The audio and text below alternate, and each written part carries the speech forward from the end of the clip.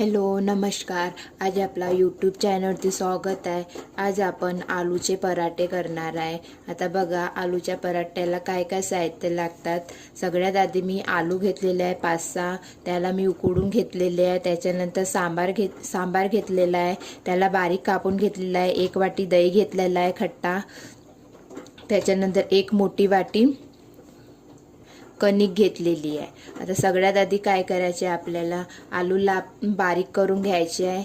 त्याच्यानंतर हे सर्व बारीक केल्यानंतर हे सर्व प्रकार त्याच्यामध्ये टाकायचे, आणखी मिक्स करून घ्यायचे आहे। सगळ्यात आधी आपण आलू बारीक करून घ्यायचे। बघा मी खोबरा किसणीने बारीक करत आहे। अशा प्रकारे पूर्ण आलू बारीक करून घ्यायचे आहे, छान प्लेन।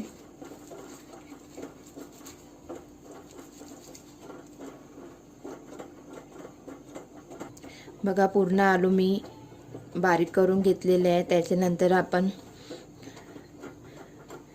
कणिक टाकणार आहे 1 वाटी, ही मोठी वाटी आहे। त्याच्यानंतर दही टाकणार आहे, दही टाकायचं, छान खट्टा पण येते। त्याच्यानंतर सांबार, बघा हे सगळं टाकल्यानंतर त्याच्यानंतर तिखट पावडर टाकणार आहे 1 चम्मच। त्याच्यानंतर हळद पावडर अर्ध्याला कमी, काळा मसाला टाकायचा अर्धा चम्मचला कमी। त्याच्यानंतर स्वादानुसार मीठ। सर्व मसाला टाकल्यानंतर याला हाताने छान मिक्स करून घ्यायचं।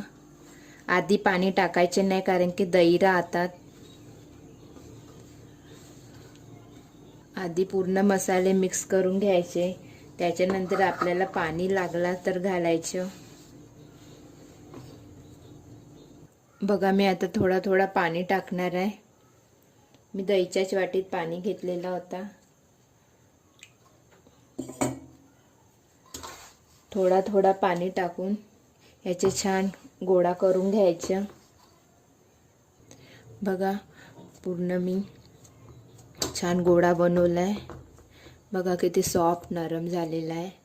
याला आपण 5 मिनिटं रेस्ट करायला ठेवणार आहे। याला झाकून ठेवून द्यायचं। बघा 10 मिनिटं झालेले आहे। आता आणखी आपल्याला रट दिसला तर आणखी थोडं आपण पाणी टाकून याला छान नरम करून घ्यायचं आणि एकदा छान चुरून घ्यायचं।